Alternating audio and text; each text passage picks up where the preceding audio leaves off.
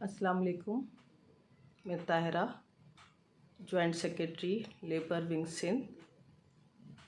सबसे पहले तो अपने अल्लाह ताला का शुक्र अदा करती हूँ कि आज के दिन उसने पीटीआई को, 22 करोड़ आवाम को और ख़ान साहब को सुरखरू किया, जो 26-27 दिन से एक तमाशा लगा के रखा हुआ था पुलिस ने, और जो कुछ लोगों की ज़ाती ख्वाहिश के मुताबिक ख़ान साहब को गिरफ़्तार करने का, तो वो वाला मामला जो है खुशोसलूबी से हल हो गया और ख़ान साहब खैर से जो है ज़मान पाक से निकले भी और वापस भी पहुंच गए।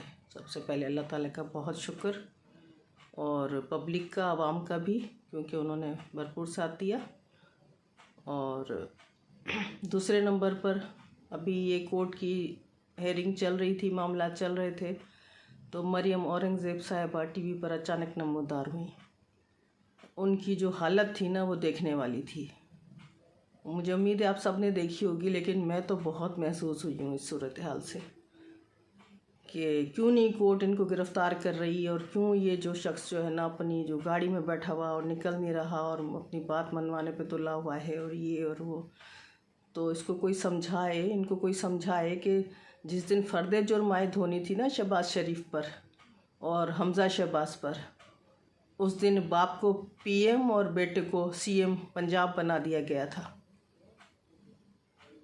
तो उस दिन तो आपने ये वावेला नहीं किया, ये किसी और ने भी नहीं किया कि भाई क्यों नहीं कोर्ट इनको गिरफ़्तार करती। जो दीवार पर साफ लिखा हुआ था कि ये मुजरिम हैं, इनके पास सबूत है, नैब के पास पूरे सब कुछ था, उसके बावजूद वो जो है वो इस्टेब्लिशमेंट की मदद से सीएम और पीएम बन गए, बाप बेटा। जो तमाशा चला और 10 महीने से जो चल रहा है, तो वो तो जो है तब तो आपने कुछ नहीं बोला। जैसे आप बोलती हो रो या पिटो, तो अब तो मैं बोलूँगी कि बीबी आपको रोते हुए देखकर, बिलखते हुए देखकर और तड़पते हुए देखकर मुझे तो बहुत खुशी हुई। आपको तो ये भी जो है ना जलन हो रही होगी ना कि हमारे लीडरान के साथ तो पब्लिक नहीं निकलती, वो तो कॉर्नर मीटिंग्स तक महदूद होकर रह गई हैं मरियम साहिबा। एक साहब जो हैं वो लंदन से आने का नाम नहीं ले रहे, और एक भिखारी साहब हैं, वो जहाँ जाते हैं लोग जो है ना वो किनारा कशी इख्तियार कर लेते हैं कि अब ये कुछ मांग ना ले हमसे, या मांगने आ गया ये भिखारी कहीं का। तो भाई अब तो रो या पिटो, 22 करोड़ आवाम तो है ख़ान साहब के साथ। और मैंने तो बहुत बहुत बहुत ज़्यादा एंजॉय किया तुम्हारे इस जो है वो कैफियत को, बहुत मज़ा आया। और ख़ान साहब ने कहा था ना मैं रुलाऊंगा, तो देखो अभी तक वो जो है ना इक़्तिदार से अलग होने के बावजूद तुम लोगों को किस तरह से रुला रहा है। तो एक बात ये हो गई, और दूसरी बात, ख्वाजा आसिफ साहब ने ख़ुद ही अपने मुंह से इकरार किया कि जी मुल्क डिफ़ॉल्ट हो चुका है, खुदा न खास्ता। बाद में इन्हीं की जो है वो नून लीग से ही आवाज़ें उठने लगीं कि ये जो है इसको ऐसा नहीं कहना चाहिए था।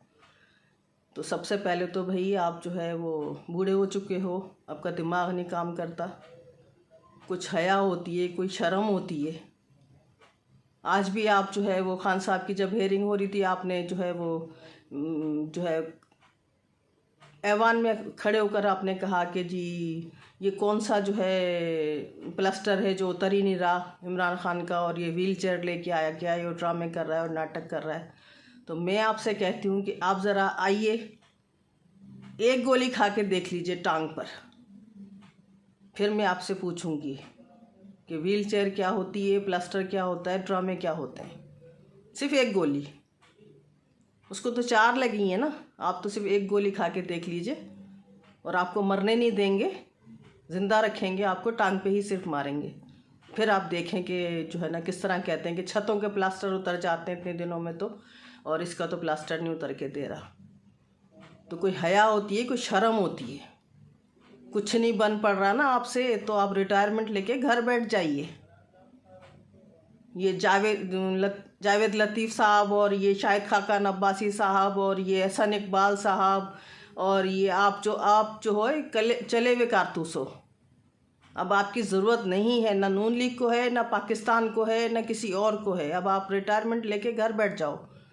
ब्लफ मारने से बेहतर है कि आप अपनी खामोशी इख्तियार करो, जो आप जो है ना ऐवानों में बड़े बड़े में बैठे हुए और जो है ना बकवासबाजी करते रहते हो। और बिलावल कह रहा है कि वो तो सियासी बयान है उसका। अरे एक सियासी बयान तो नवाज शरीफ ने खड़े होकर कौमी असम्बली में कहा था कि जो ये हैं हुजूर ये ज़राए हैं, तो अब जो है ना वो ख्वाजा आसिफ ने भी जो है ना कह दिया हुजूर ये तो सियासी बयान है। तो भाई जब सियासत जानते नहीं हो, आती नहीं है करना, तो घर क्यों नहीं बैठ जाते हो, रिटायरमेंट ले लो। एक और बात, मैं उसको इस कैलिबर का आदमी ही नहीं समझती कि मैं उसकी बात का जवाब दूं, लेकिन चूंकि उसने खान साहब पे तंज किया है तो इस वजह से मेरा फ़र्ज़ बनता है कि मैं उसको जवाब दूं, और मुंह तोड़ जवाब दूं कि मुराद अली शाह साहब, आप तो शाहों की इज़्ज़त भी मिट्टी में मिला रहे हो, सैयदज़ादों को भी आप तो बदनाम करने पे तुले हुए हो। ग़ुलामी में इतने मत गिर जाओ, ग़ुलामी में इतने मत गिर जाओ कि अपने औकात से ही चले जाओ। ये किसने कहा था, रोटी कपड़ा और मकान? ये किसकी जमात का मंशूर था, रोटी कपड़ा और मकान? वो याद नहीं है आपको?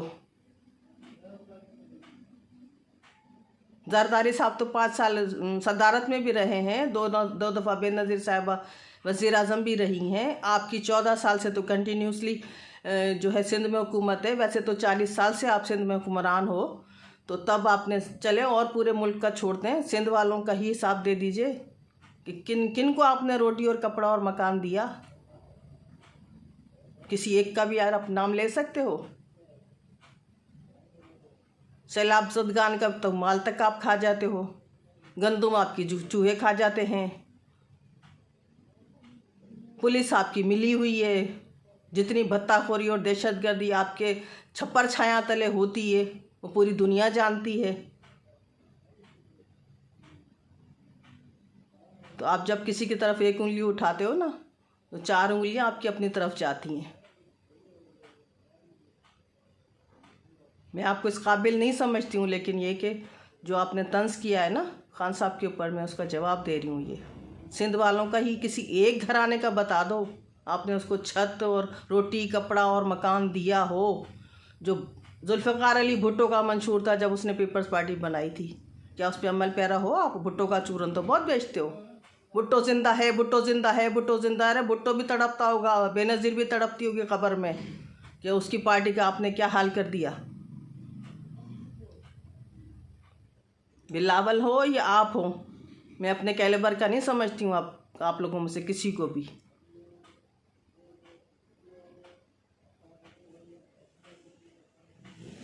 एक और बात डार साहब की, डार साहब आएंगे तो डॉलर जो है पैरों में गिर जाएगा। उनको खुसूसी तौर पे वज़ीर आज़म के जहाज़ में बिठाकर जो है लाया गया मईशत संभालने के लिए। आज वो कह रहे हैं कि ये सारा किया धरा पिछली गवर्नमेंट का है। तो भाई पिछली गवर्नमेंट तो थी ही 3.5 साल, और जब इतनी ही बुरी थी तो फिर आप उसको चलने देते ना। अपने मुंह खुद गिर जाती अपने मुंह के बल, अगर वो उसमें इतनी खामियां थी और ख़राबियां थी, तो आपने फिर ये कि टेक ओवर क्यों की उसकी गवर्नमेंट? क्यों जो है ना एल्फी लगा लगा के जो है मुख्तलिफ पार्टियों के बंदों को इकट्ठा किया गया और हमारी पार्टी के बंदों को तोड़ा गया, लोटा बनाया गया उनको। तो जब आप में कोई, आप अकाउंटेंट हो, आप कोई जो है ना ख़जाने के उमूर पर और मईशत के उमूर पर कोई आपकी जो है ना काबिलियत नहीं है और आपकी कोई क्वालिफ़िकेशन नहीं है उसमें। जब आप आ रहे थे तो आप बता देते कि मेरे कंट्रोल से बाहर हैं ये चीज़ें, मैं नहीं संभाल सकता। तो आप आए क्यों हो? स्पेशली आपको लाया गया है और आपकी सज़ा जो है वो लंदन बैठे ही माफ़ हो गई थी। आपने यहाँ आते ही 4 साल के बाद सेनेट का हलफ भी उठा लिया, वज़ीर ख़जाना का हलफ भी उठा लिया, स्पेशल जहाज़ में भी आप तशरीफ़ ले आए। अब मरियम औरंगज़ेब और मरियम नवाज़ कहाँ मर गई, दफ़ा हो गई जाके कि जी वो जो है वो कह रही है मरियम नवाज़ के हमारी तो गवर्नमेंट 29 नवंबर के बाद शुरू हुई है, और फिर फरमा रही हैं कि ये तो हमारी हुकूमत ही नहीं है। हमारी तो हुकूमत तब होगी जब नवाज़ शरीफ आएंगे। तो जब नवाज़ शरीफ आएंगे तो फिर तुम बोलोगी ये तो मेरे बाप की हुकूमत है, मेरी है ही नहीं। फिर तुम बोलोगी ये तो मेरे बेटे की हुकूमत है, मेरी तो है ही नहीं।